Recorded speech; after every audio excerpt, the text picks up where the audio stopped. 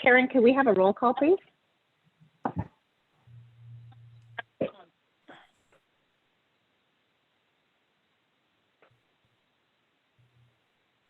Karen, can we have a roll call, please? You're on mute.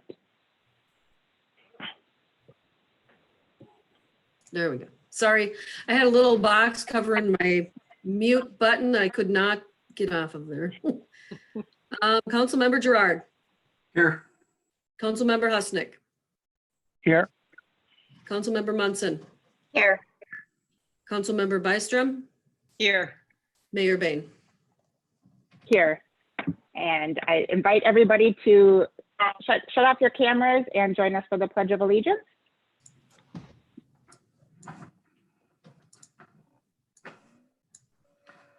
I pledge allegiance to the flag of the United States of America and to the republic for which it stands, one nation, under God, indivisible, with liberty and justice for all.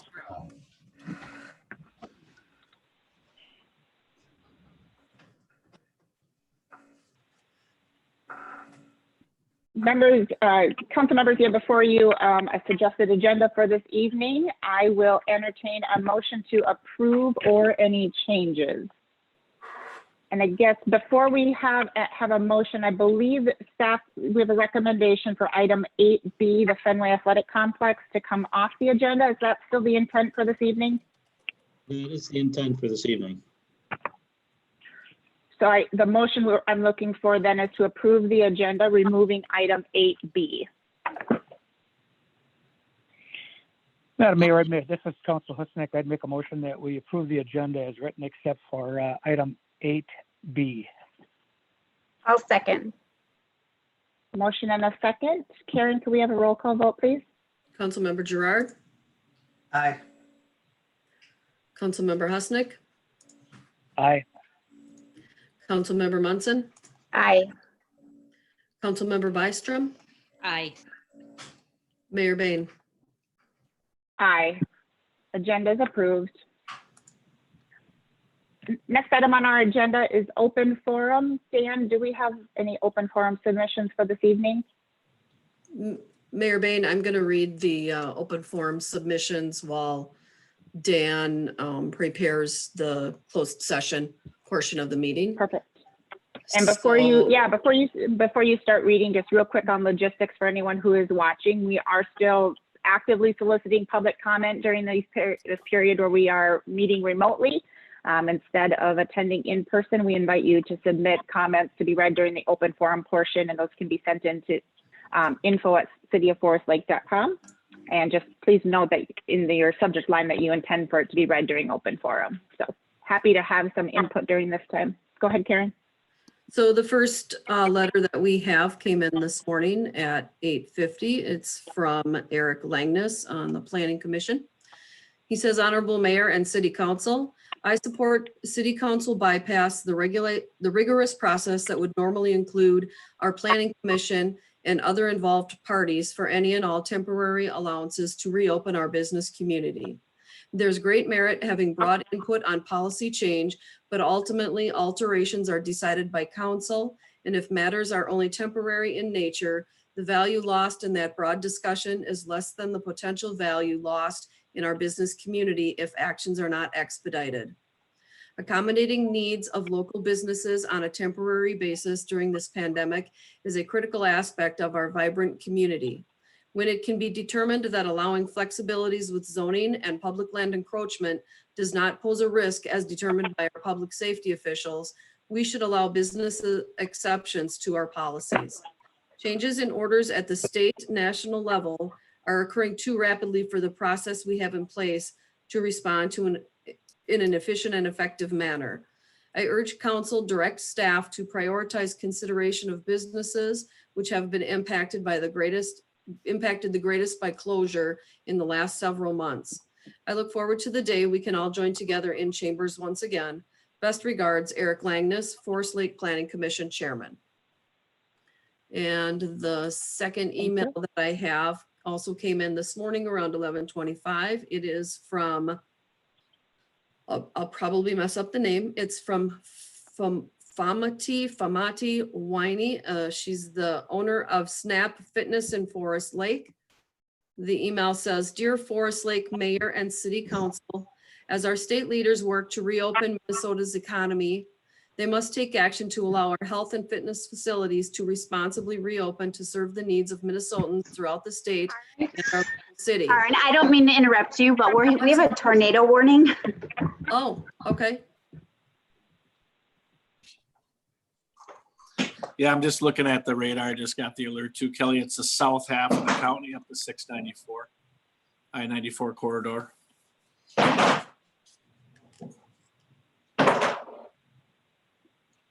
you So copy that? it's not Forest Lake?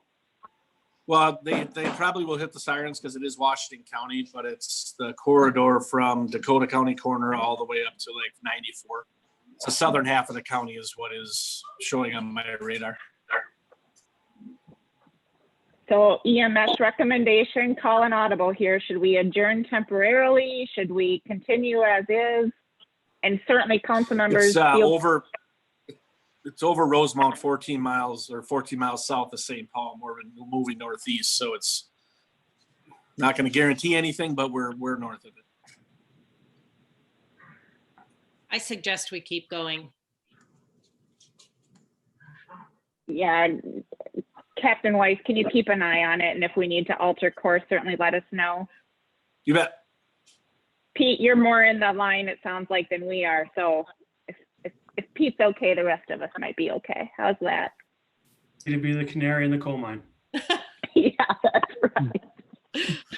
I live with Mr. Safety, so I'm in the basement. We're As gonna I have am issues if I have to go down to the Bain scary basement. I will have to log off. That is not something you want to see. You can all see our painting project now.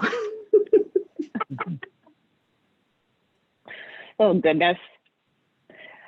All right, back on agenda, but certainly somebody please keep us posted. Karen, go ahead.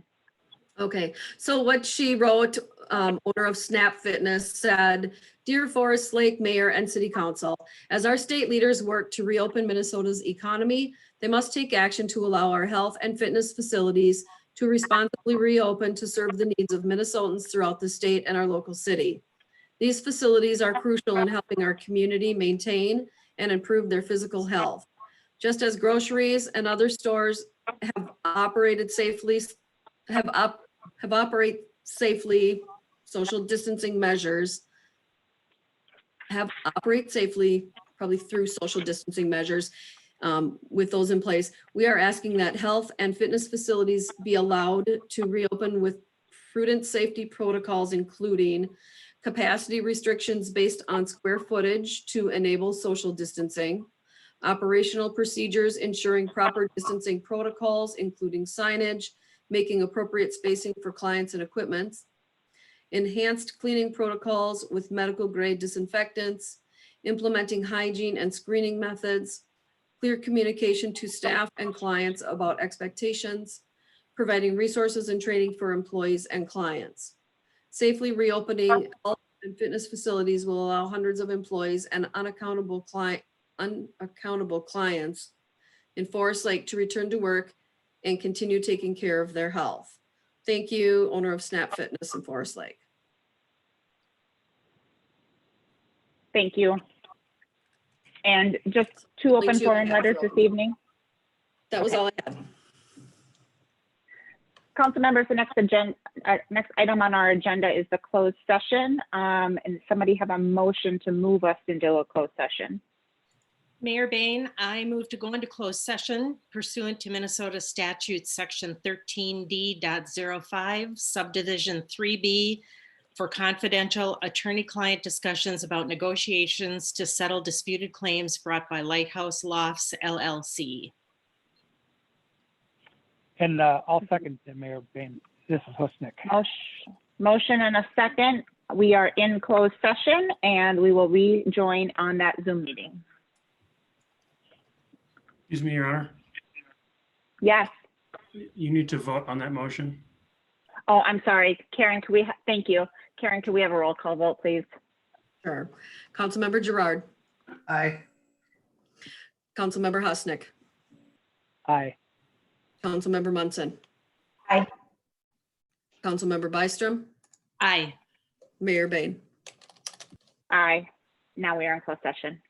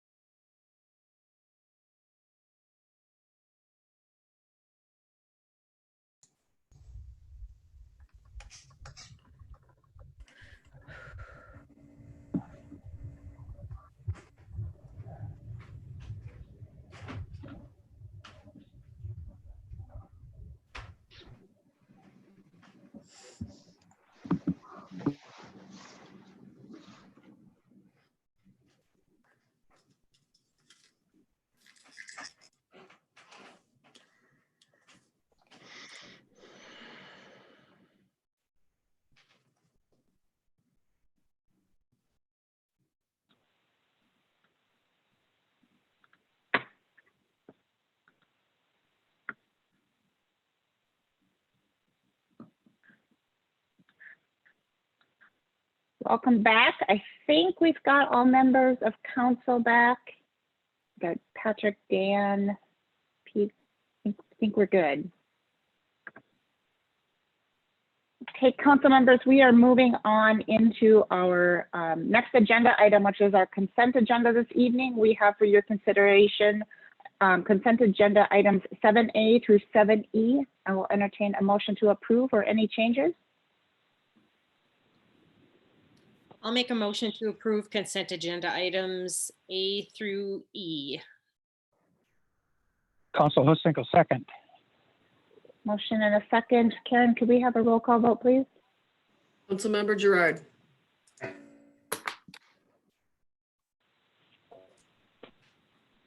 Councilmember Gerard. Aye. Councilmember Husnick. Aye. Councilmember Munson. Aye. Councilmember Byström. Aye. And Mayor Bain. Aye. Motion approved. Moving on to our regular agenda item, item 8A, Foursome Golf Management on sale Sunday liquor license. Karen, you want to walk us through this? Yeah, so back on April 27th, council approved a new liquor license for Foursome Golf Management, who is the new golf course management group at Castlewood. And the liquor license was for 3-2 beer, so they could sell 3-2 beer. Because of restrictions that were placed on numerous businesses, including golf courses, they have yet to use that license. Everything was submitted to the state, who has everything on hold right now in terms of issuing liquor licenses. Earlier in the year, so that's kind of where they're at right now. Earlier in the year, however, Jamie Musha, the parks coordinator, did some research for Castlewood Golf Course and found that several other golf courses in the state of Minnesota have received special legislation to be able to sell full intoxicating liquor at their golf courses. So we went to Carn Housley, submitted language, and with the hopes of receiving the same privileges for Castlewood Golf Course. It was apparently just pushed through the legislation, and now we're waiting for the governor's signature. I don't know if, Patrick, if that went through or not yet, or? No, it was presented to the governor on the 18th of May. I do not and cannot find a recognition that he's signed it yet, according to his office. Being that there's a number of golf courses and other places that it's an omnibus bill that they included a whole bunch of the same kind of requests. That's why I think why it passed. He'll sign it. It's just a matter of when. So we just have to wait till we get confirmation that that's been signed. So in the meantime, what we have now is an application from Foursome Golf for a full intoxicating liquor license outside of this 3-2 license that they already applied for. That will allow them full service of intoxicating liquor, also including Sunday liquor sales on the golf course. And so we are looking for council approval on this. The previous liquor license council approved, you also waived the fees for them. So with a full liquor license, the fees are a little bit more. It's $3,000 for an annual license. Sunday license is $200. And so what the recommendation is to council is to approve this liquor license and then also to waive those fees. It's actually a total of $3,700 because there is that $500 background check, which they've already passed. So the full total would be $3,700 that council would be waiving on fees, along with approving the liquor license, so that I could then forward that to the state as soon as we get the word that everything's been signed by the governor. Yeah, and I would make a recommendation. I'd make a recommendation that the motion include that if you approve it, that it's approval upon the governor's signature of the legislation. Contingent on his signature. Does this need to be made in two motions, or can it be wrapped into one? I think wrapped into one. Unless there's an objection, I don't know why we would need to. I agree.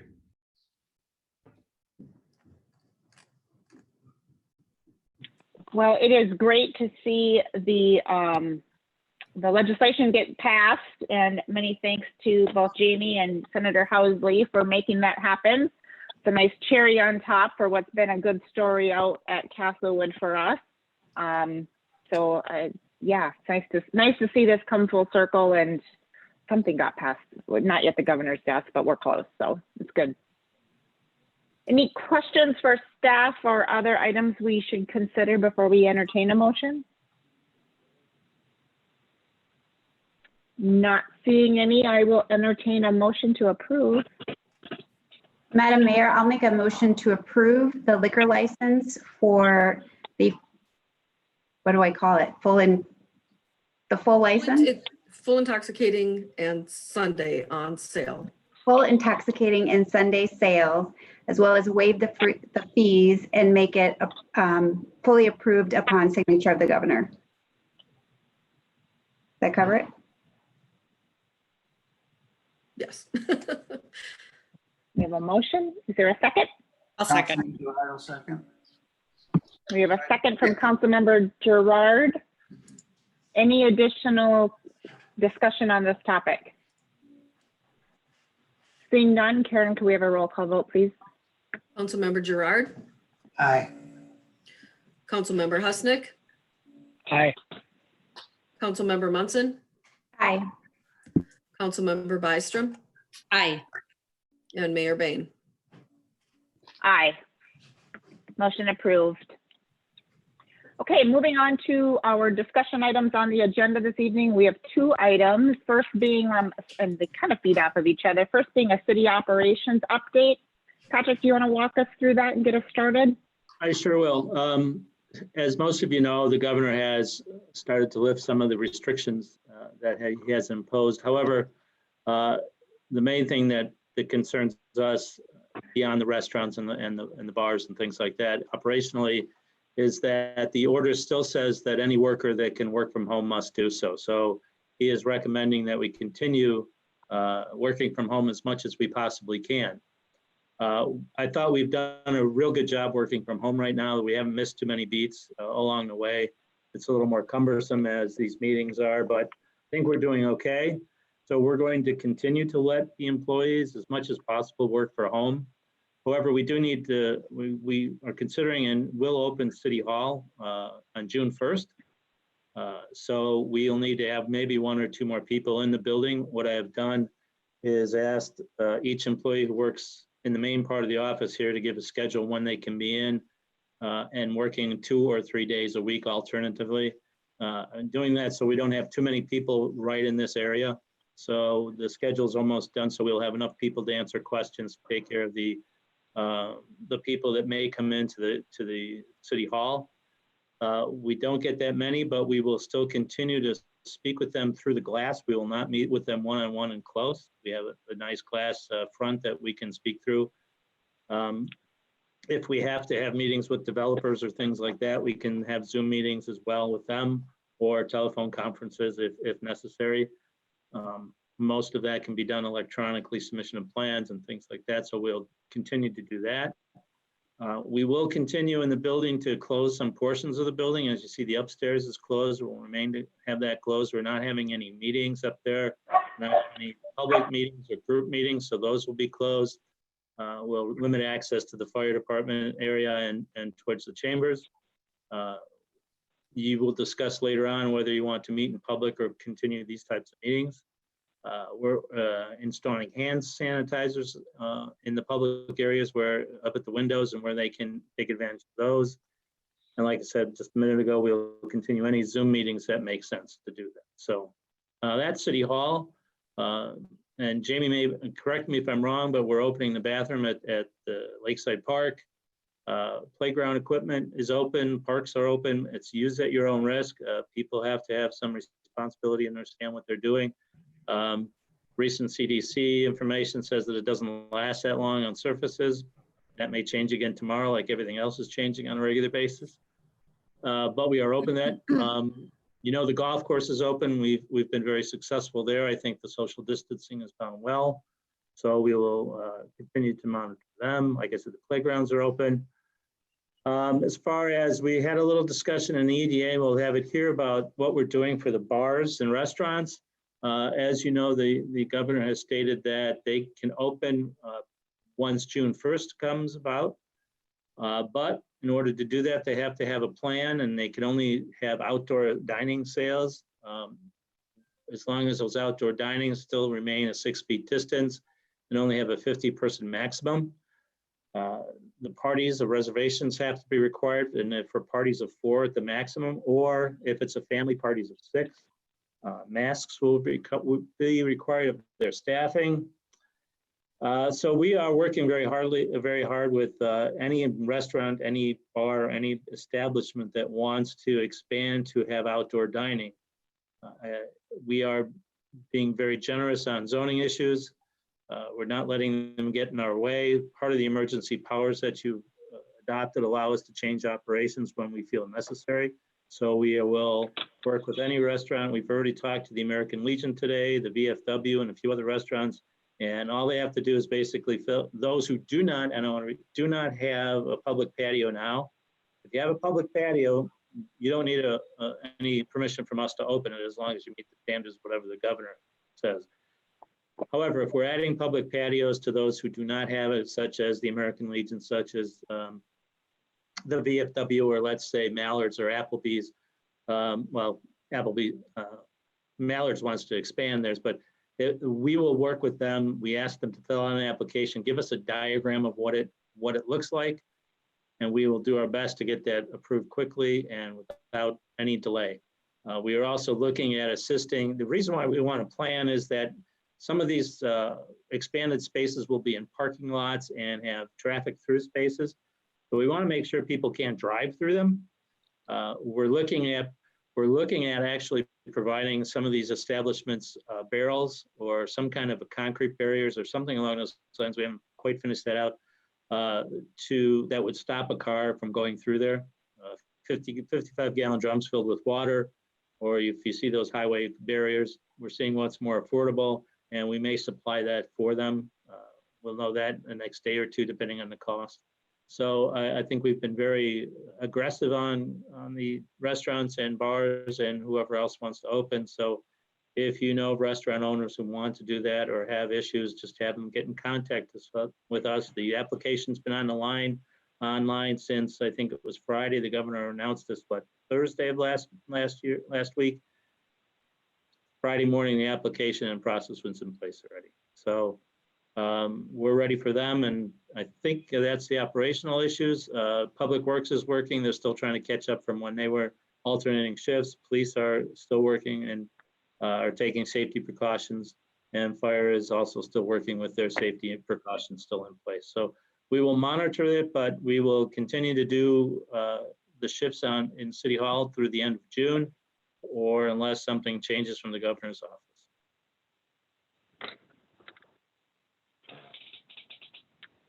Questions for Patrick on anything that was discussed or other things we should be considering, Councilmember Gerard?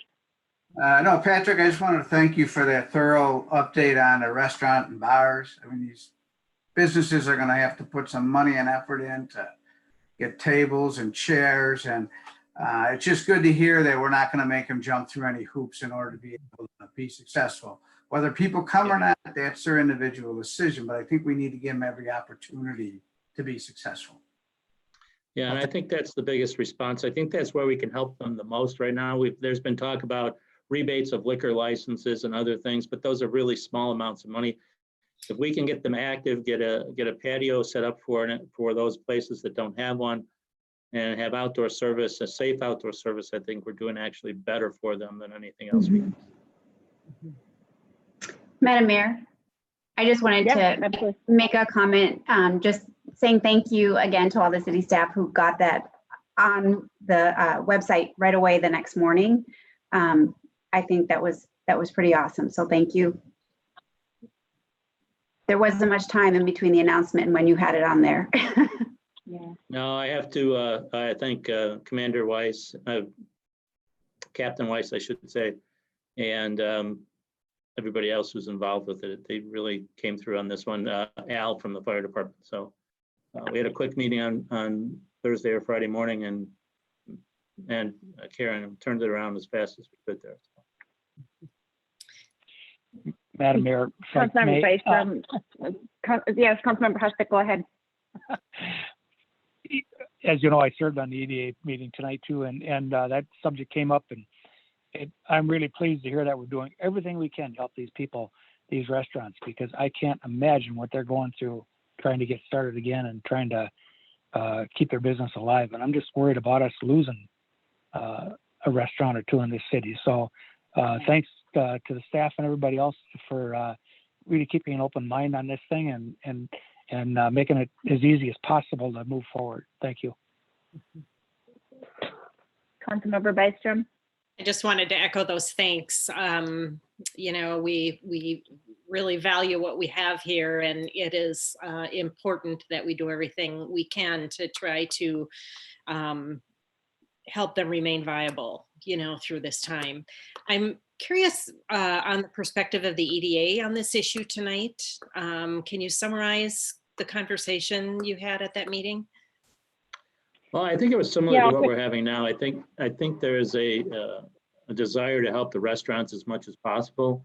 One of the issues that came up is that there was may have been some confusion out at the restaurants. I don't actually know how, that people with patios already thought they may have to have an application and a process to go through, which is not true. So if your constituents call you in their restaurant owners or anything like that, and they have a patio, they don't have to ask us a thing to operate the patio as long as they're in compliance with what the governor says.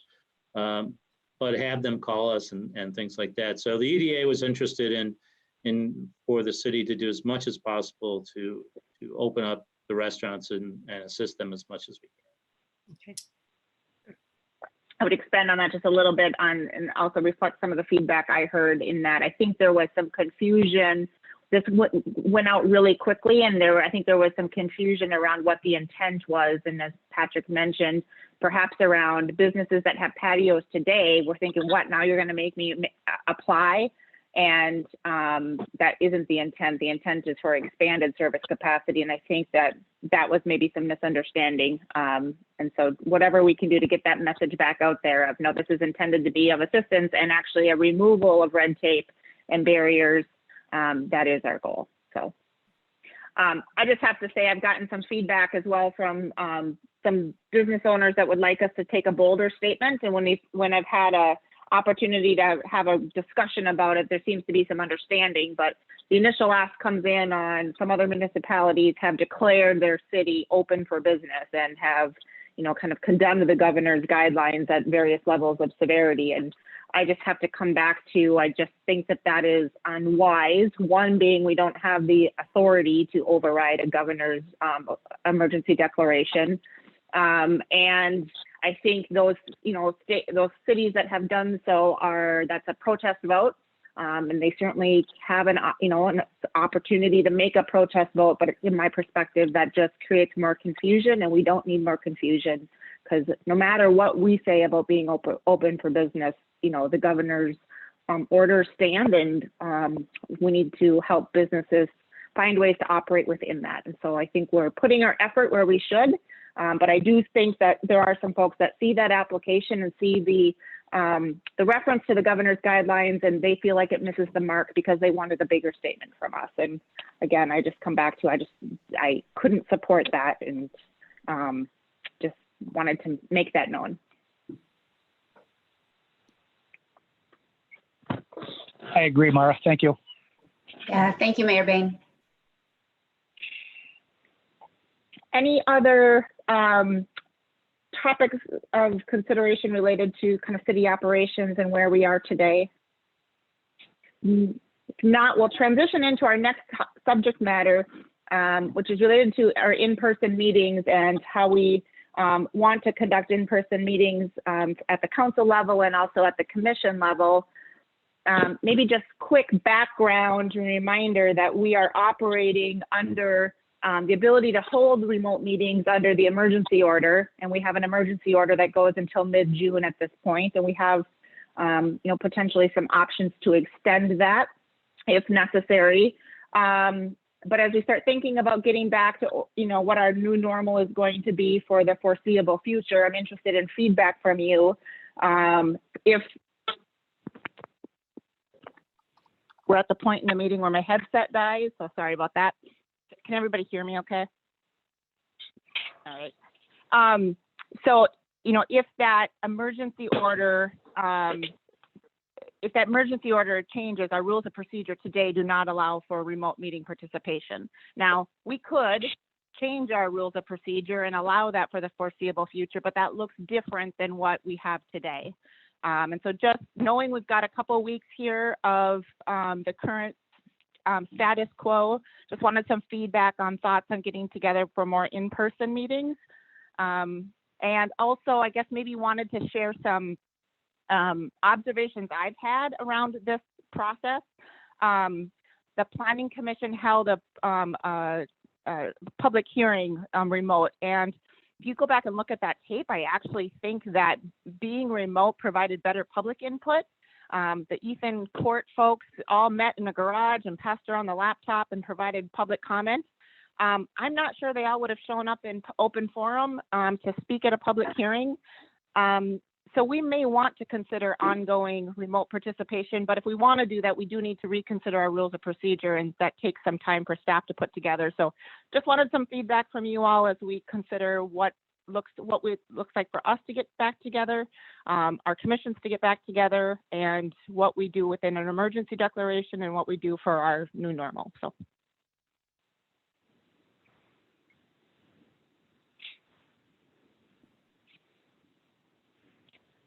So thoughts from anybody, and staff, feel free to chime in if there's other pieces of this that you need, as well as feedback points on how we consider future meetings. Yeah, I think that. Councilmember Nystrom. Go ahead. I think much like the city and probably a lot of our employers, at the request of the governor, if we can continue to be effective doing our work in a remote manner. My personal opinion would be that we would continue to do so until we have until we see how this evolves. I think we're learning new things about this virus every day, and how it works and how contagious it is, and how it's spread. And one of the things that is we're hearing a lot about is that if you're in an enclosed area in close proximity to an individual for a period of time, you have a greater likelihood of it being contagious, of acquiring it. So I think given that, I would really, I feel like we function pretty well in this space. And I think we're getting better and better at it every meeting that we have. And so my vote would be to continue with the status quo. Thank you. Other thoughts?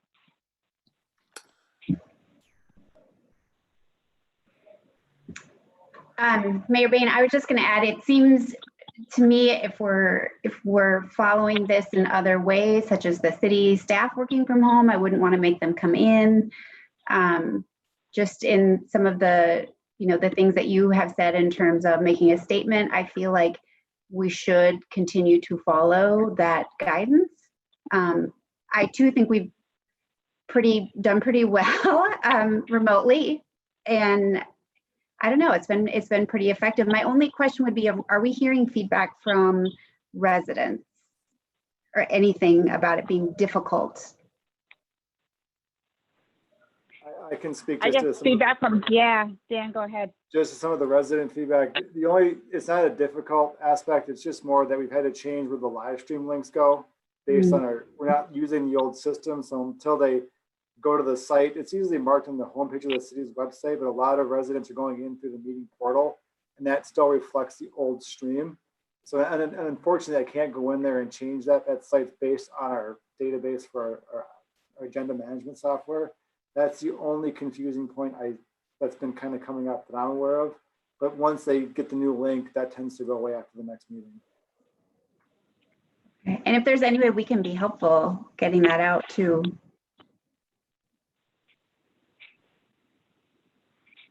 Madam Mayor, I'm fine either way.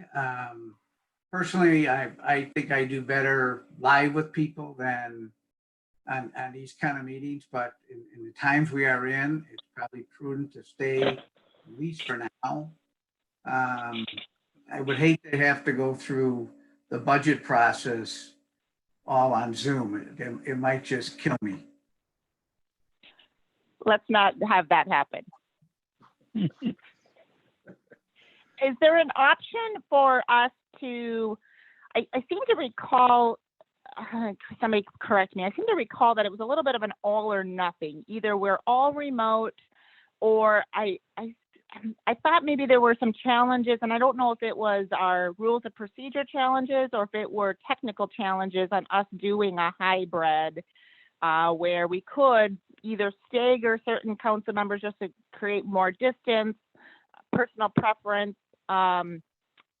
You know, Dan, or somebody can you give me some guidance there? Are we able to have a hybrid where a couple of us are in chambers and entertaining the public in chambers, and others are remote? Yeah, let me talk about the chambers first. We can address the spacing on the dais by taking everybody off except the council members and give them enough room between themselves to sit up there if you wish. Then we put staff out in the audience. We've already adjusted the council chambers to spread out the seats 6 feet as we, a lot less audience, but there's a, you know, I think it'll handle what we have usually. And if we have a big crowd, we can always go electronically in the building like you did when you had the police issue. And Dan, you can follow up with that. Yeah, so to kind of speak to the hybrid model, the short answer is it needs some the council chambers need some additional investment to allow for a hybrid in-person remote meeting. Where the issue comes into right now is that there's an audio, if you have the Zoom meeting going live, the audio feeds back to the system. So you create this feedback loop that you can't get out of. There are systems through Tyranny that I bid out maybe 5 or 6 years ago that they were able to solve that using a separate computer for streaming. If I recall, I want to say it required some significant investment. I want to say it was approximately $15,000 worth of new microphone system and some gating that had to happen.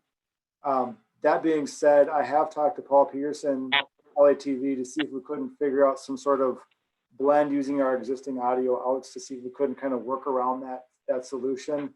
Maybe some simple fixes such as council just uses headphones and an inline mic may address some of that feedback issue. But the short answer at this point, I would probably lean towards it would require some additional investment for it to function in a more of a turnkey situation. Right now, it'd be sort of a short term, like maybe put a Band-Aid on it to get it to work, but long term, you want to make that investment in equipment. Your Honor, Yeah, please. there is a legal issue that may have led to the all or nothing question that you had. If the council determines that it is prudent to return to council chambers, then that's where council members have to be. And if you wish to participate remotely, we're into a different statute now that gives you a couple of options to participate remotely. The first is the one that's been in the law and will continue to be in the law, which requires that your remote location also be open to the public. So it would Public, not yep. be from your home. And the second is new legislation that just passed that allows a council member to be in quarantine and attend a meeting. There is a limit to the number of times a council member can do that in a year. The idea being we can get through several weeks, month and a half for a council member before that member needs to either be absent from the council meeting or in a public location. That is good food for thought. So that public location, so if we do allow for remote participation, I'm not able to sit here in my living room and participate, or I am able to sit in my living room. I just need to list that I need to open my living room to the public. What is that the? I'm not sure that question has been conceived of in the statute, but I believe it has to be a public place. I don't think a private home would. Okay.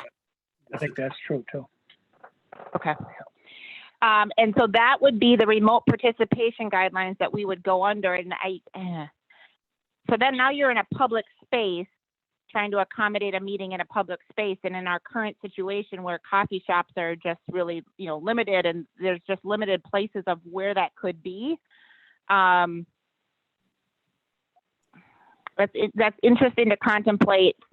Yes, we want to do it from we want to encourage a remote participation, but by going to a public space, we've kind of taken away the benefit of I'm in my home, not leaving my home.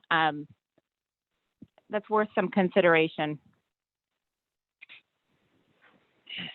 Now, so we don't need to tackle that though until we have expired for whatever reason the emergency order has expired, right? Your Honor, that is correct. You are not required to wait for the emergency order to expire for the council to determine that you've made it prudent and practical to return to council chambers. But as long as the order is in place, you have the discretion to decide it's not prudent to return. Okay.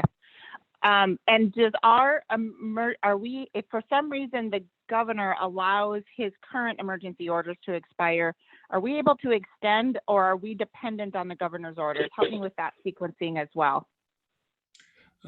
Your Honor, members of the council, the statute that allows the mayor, the city administrator, or the city attorney to declare that it's not prudent or practical to meet in person is based on an emergency declared under Chapter 12.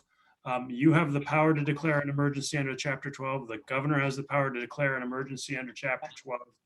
The trick is, if you were to declare one when the governor has said we're done with it, you would need a good public record basis for finding why the city of Forest Lake has a public emergency that doesn't otherwise exist in the state. So for all practical purposes, when the governor says we're done, we should be done. Okay. So I kind of look at this in two ways. One is we've got this policy decision to make around safety and where we conduct meetings. And I think we've got some information now to chew on what does that look like. But then we've also got the practical aspect. And I guess I would encourage us to proceed with getting those upgrades done to City Hall so that we are able to accommodate a mixed meeting. We are one body, but we know that we've got all of the city, we've got all of the different city boards and commissions as well. And some of those members may prefer to meet in person. And I guess us not having those capabilities as a barrier, I'd like to see us overcome that. And I get that it's $15,000, but we're also in a pandemic. And to me, it's a way of us continuing to maintain transparency, allowing those individual boards and commissions to make the right decisions for them, and recognizing that some do prefer to be in person. And I would just hate for us to have an equipment barrier be the barrier for us to have that flexibility. Other thoughts on that?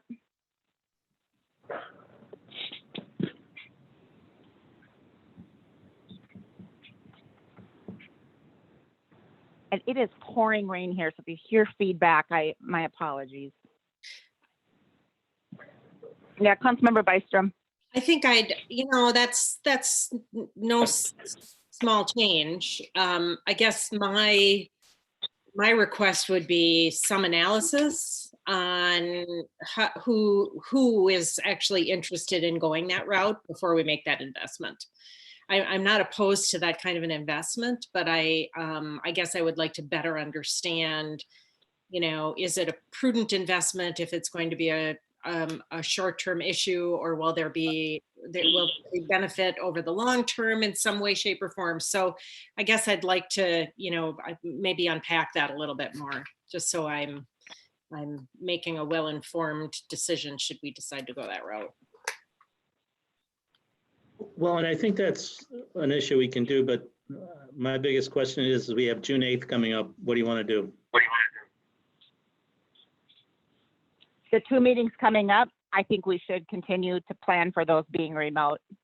And I would Okay. encourage boards to continue to plan to be remote. I just think that is just smart practice. My concern is I don't have a crystal ball on when the governor's emergency declaration is going to expire and when we are going to be in a situation of, if we're going to allow remote participation, we need to have the technology to do so. And it's that gap I'm a little uncomfortable with, but that is it's a gap further down the road. And I think just to speak to that gap in technology, I mean, I think there are things I can put into place in council chambers to get us through that. Like, I think if I needed to get a system up and running in, say, a week, I could theoretically get one up and running in a week. Would it be the best audio system in the world? Probably not, but at least it would get us started if you need to do a hybrid system. And to those quotes came in 5 years ago. The software at that time for remote meeting was a lot different than it is now. So I'm thinking with the new software, those quotes could change, the dynamics could change. So I can reach back out to my contacts that originally developed those quotes and see if I can't get an updated system based on the new software packages. Because when these were done, Zoom didn't exist at that point. Zoom was not, functioning. And the biggest issue was the latency in feedback or the latency in conversation. And Zoom seems to have really shortened that gap, using the technology. So I think the bids could come back more favorable, just based on where the software is at this point. So I can go back and get those updated to see how it would work with the hybrid model.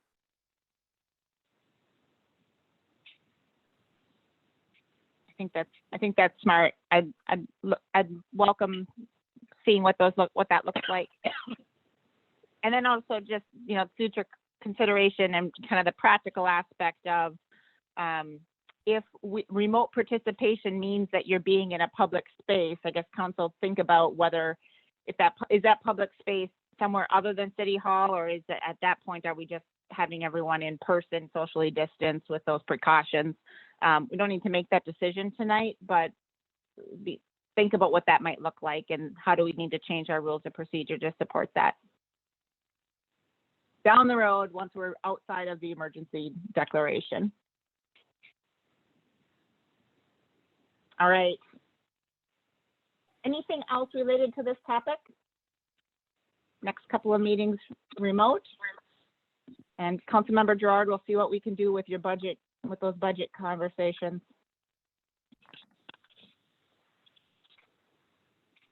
All right.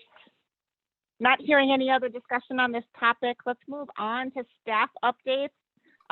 Let's start with emergency management. Let's start with Chief Peterson, and then we'll go to Captain Weiss afterwards. Good evening, Chief. Good evening. Can you hear me okay? We can. Good. Well, good evening to everybody. I have a couple items for you. A few weeks ago, we started having technical difficulties with our Forest Lake Police Department Facebook page. And we've had a few citizens call us and notify us that it actually went down 2 weeks ago. I just want to let you know, so if you do have get any calls or emails, that we know about it. We're working with Facebook and our IT department to try to remedy and resolve the issue. If we do have any updates, we're going to be utilizing the city's web Facebook page, and we'll have Dan update any items from a police standpoint. And as you know, over the past few weeks, the police department has been participating in the birthday drive-bys for children. To date, we've participated in 46 of those events in almost 3 months. Due to an increase in calls for service and now the governor's executive order changing from a stay at home to a stay safe order and the easing of the state's restrictions, we're going to be discontinuing the police birthday drive-bys on June 1st.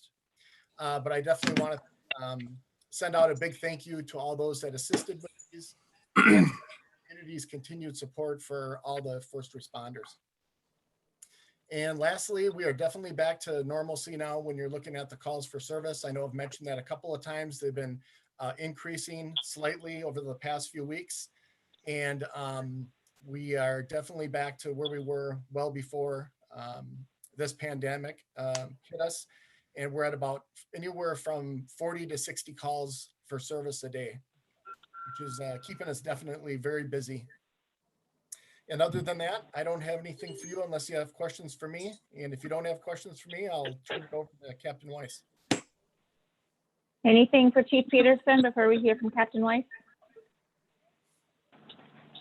Not seeing any. Thank you, Chief. Captain, good evening. Good evening, all. Mayor, members of council. I really don't have anything further. City Administrator Casey, nailed the restaurants and the bars and the expanded spaces.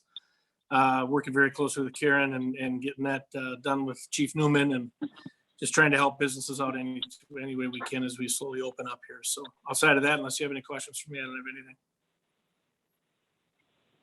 Any questions for Captain Weiss? Councilmember Byström, go ahead. Actually, either Chief Peterson or Captain Weiss, are we seeing an increase in mental health calls, Chief?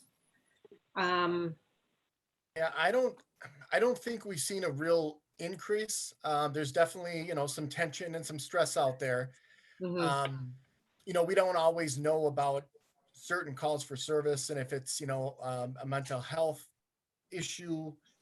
Sometimes, we respond to somebody's calls and you don't know, but there's definitely some tension and some stress out there, some frustrations, just like any other city that's out there. But I don't think we've seen any kind of an increase, nothing that would, jump out us and say, wow, there's, a 10 or 20 or 30% increase.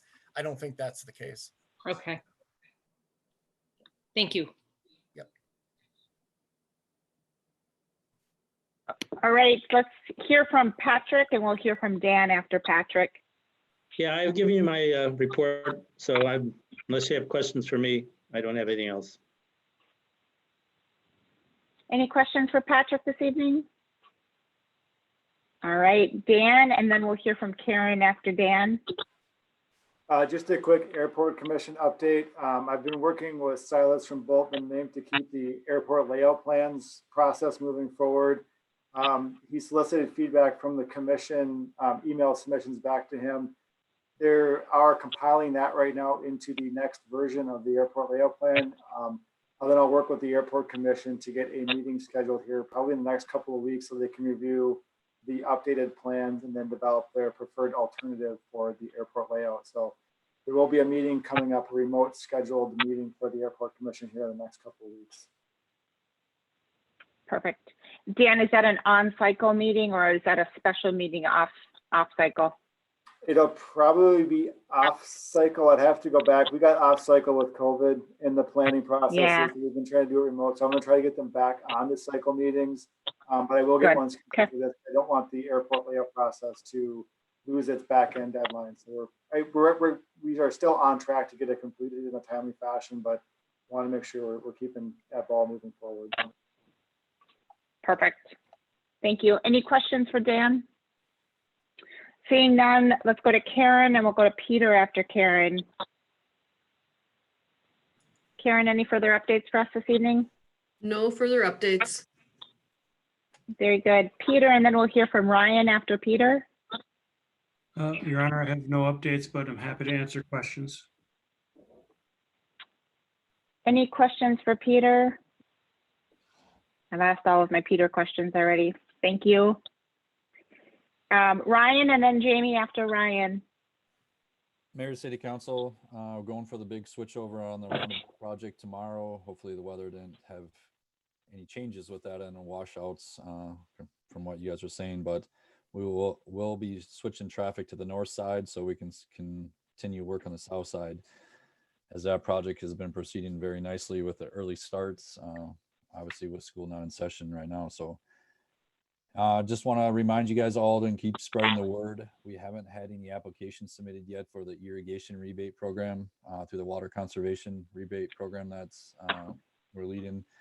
There is a link on the Facebook page, and I still believe it's on the city's websites, but we're kind of off to a slow start, obviously with everything going on. So I need to spread the word on that. So that's basically a rebate program for irrigation systems, the components of the irrigation and the controls, whether they go to a high efficiency materials, they could get money back through that program of a grant. That's, I believe it was mid 20,000s that the city received from with that.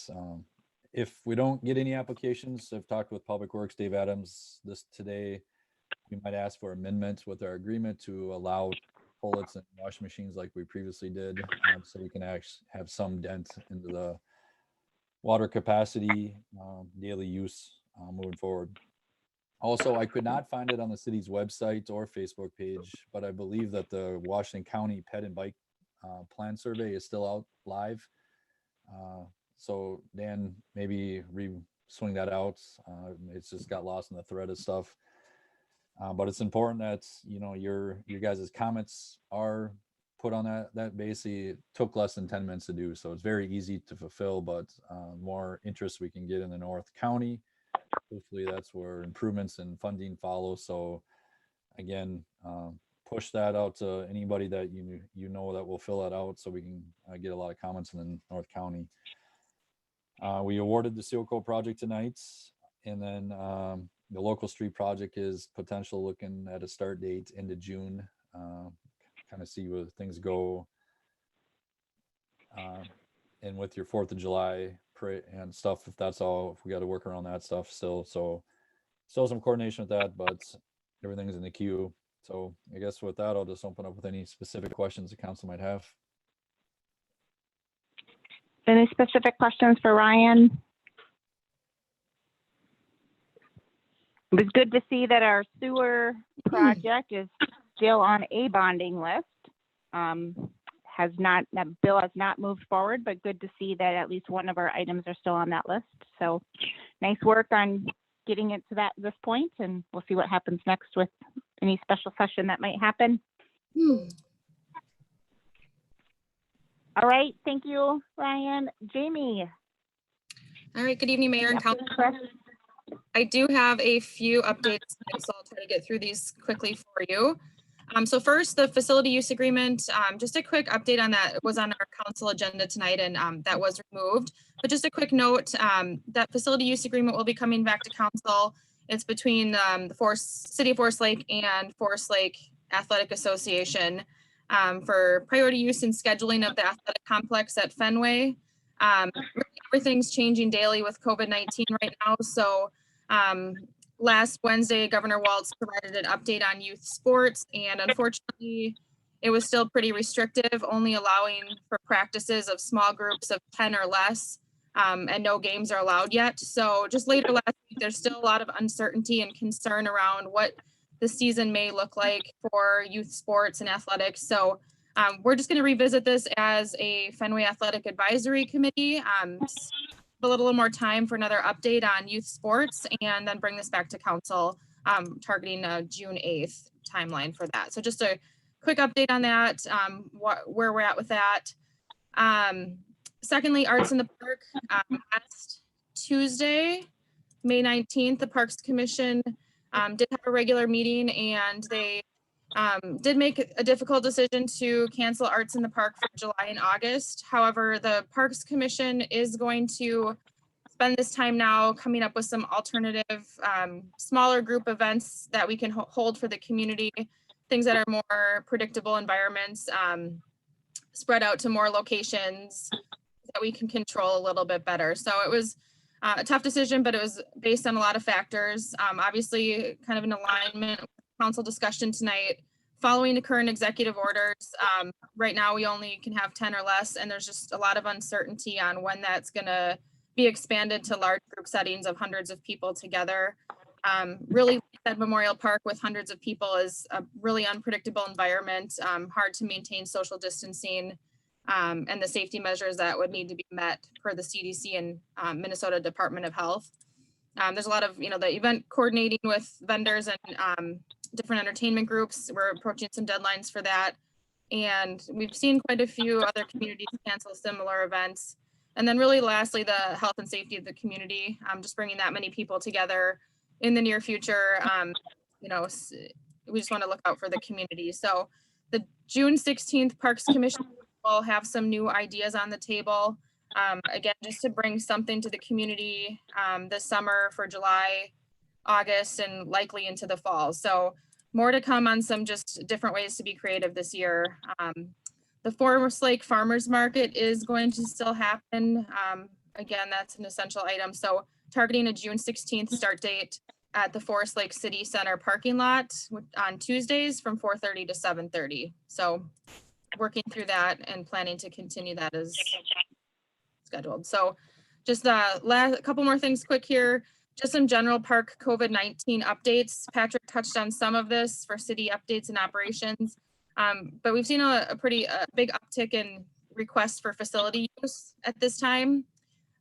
So the Parks Commission did also approve that we will follow the executive orders by the state of Minnesota on allowing use of our facilities. So right now, a lot of people are putting in requests for the gazebo, shelter reservations, want to get out on the fields. So we're only going to authorize and approve any requests that come forward that are in alignment with executive orders, which I think is in alignment with council. And also the city started some conversations. We're working closely with the school district, developing some guidelines for, so we are on the same page with field use and really making sure that we're teams that and groups that want to get back to the fields are in alignment with the city and the school. So I have seen quite a few groups that are looking to get outside this summer. So I've had requests for Boy Scout camps, dance groups. A lot of those indoor activities are not recommended. So I'm anticipating some increased use and requests coming forward that we're going to have to navigate in the coming weeks here as people look to bring their activities outside. So just a note on that. And as Patrick mentioned, from a park amenities standpoint, we did open the playgrounds with the caution to sanitize and wash hands when you're done using the playgrounds. And then also we did open the bathrooms and park staff cleaning those daily and sanitizing with hospital grade sanitation hourly, also wiping down picnic tables and benches at the park during staffed hours. So, and then just lastly, Castlewood, obviously the liquor license being approved at the state level pending governor's signature came forward, and we talked about tonight. Things continue to be steady, sometimes very busy at Castlewood, and our managers continuing to modify and change, looking to add some pizza by the slice and just try to continue to improve that experience for golfers.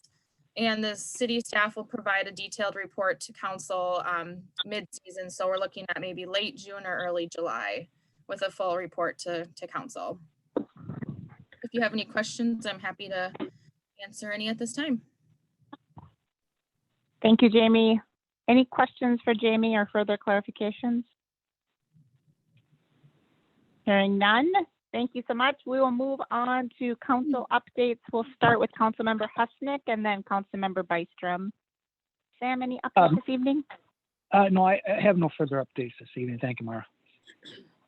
Excellent. Councilmember Bystrom. I attended the May 19th Parks, Trails and Lakes Commission meeting. Jamie summarized that well. Excited that the farmers market will continue to be held, although it'll be a little more transactional rather than more of a social gathering like it has been in the past. It's still going to meet some great need we have in the community, so that's great. I've been in regular contact with the senior center. They have extended their closure date through July 5th. Sharon, the center coordinator, gave me permission to announce that she has formally announced her retirement to her board. But she will be staying on until the center can be operational again. And then for a period of time beyond that to orient to the new coordinator. They are currently accepting resumes, Dan. I'd like to get some information out on that, but I have to gather a few more details on, you know, where those resumes are sent to, what deadlines are, and I'll be sure to do that for you. And then I have also been asked to serve on the interview team for that position. So being the city liaison to the board, and I'm honored to be able to do that. So that's my report, Mayor Bain. Very good. Thank you so much, Councilmember Munson, and we'll do Councilmember Gerard afterwards. Mayor Bain, no update tonight. Very good. Councilmember Gerard. Good evening. I did attend the planning commission. A couple of items of note. There's a storage fee over by the auto dealers that is looking to go in. So there was a grading permit there that was tabled. And the next night they had a neighborhood meeting. A lot of the neighbors attended. It was very polite, very informative, and the developer was going to do more work with the local neighbors to see if everyone could be satisfied with the final outcome on that. And the planning commission did discuss the rooster issue that we covered at our last meeting, and they agree that current policies and rules as we have them, ordinances, are good as they are. They didn't think that any changes needed to be made at this time. Very good. Thank you, Councilmember Gerard. Any questions for Councilmember Gerard? All right, I just have a couple of quick updates. We had talked fairly extensively about the same topics that we covered in the EDA meeting.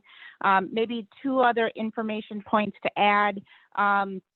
We are looking to reconvene the downtown group, that downtown initiative group that we had put together and was scheduled to have a kickoff meeting just right as COVID started. I think it was actually our first meeting that we canceled.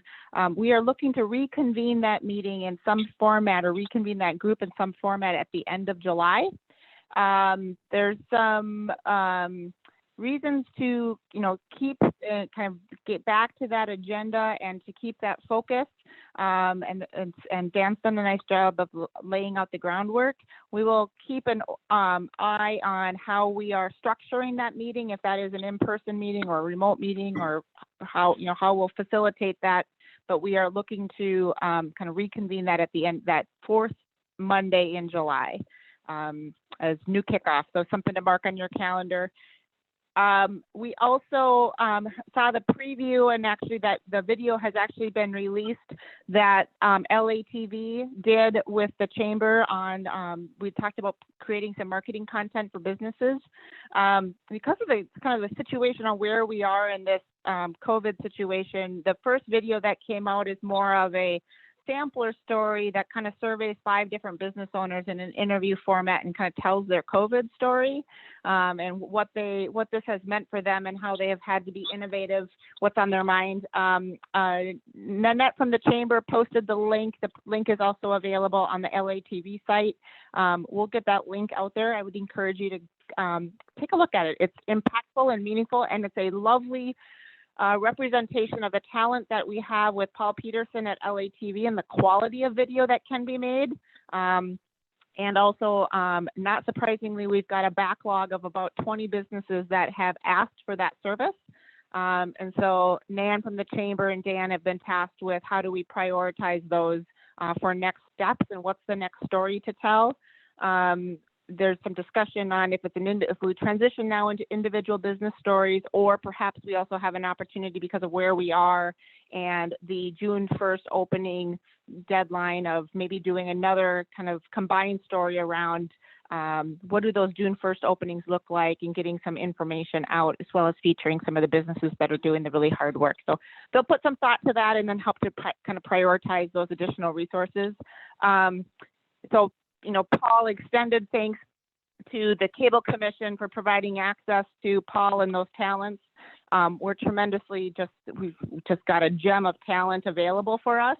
Our capacity here is really Paul's time. And, if you kind of think about how might we provide additional resources to get more videos produced, we're already at the limit of Paul's time. So he's booked up here for the near term with some school events, but once we get into June, his calendar opens up a bit and he can put some more time towards some of those video production and getting some of that content out there. The digital downtown is live. I think most of you have seen that. We want to keep that fresh. And so whatever we can do to continue to get that out, especially as we have restaurants opening in new capacities here in the next week or so. It's good to get that kind of condensed spot to see all of that content. Except from the EDA update, we did have a discussion with the 4th of July committee for the Legion. As you know, the parade as we know it has, they've decided that they will not do a parade as we know it. They haven't officially announced a cancellation of the fireworks, but I suspect that is the path that they are on. We do have another update call with them on Thursday to talk about logistics and trying to get some information public. They do want to do a virtual event. Some sort of a virtual parade, and we wanted a little more definition around what that looks like so we can provide the clarity when that announcement is made, and we should know more on Thursday. So, as we talk about what does it mean from a city perspective on street closures and, some of the traditional city involvement related to the 4th of July, this year will be definitely a very different event. Just want to be crisp on what we can do and what we're announcing, what we can do as we're announcing what isn't going to happen this year. So more to come on that. Any else around updates or questions? All right, not seeing any, I will entertain a motion to adjourn. I'll motion to adjourn. I'll second. Councilmember, I've got a motion and a second. Karen, could we have a roll call, please? Mute.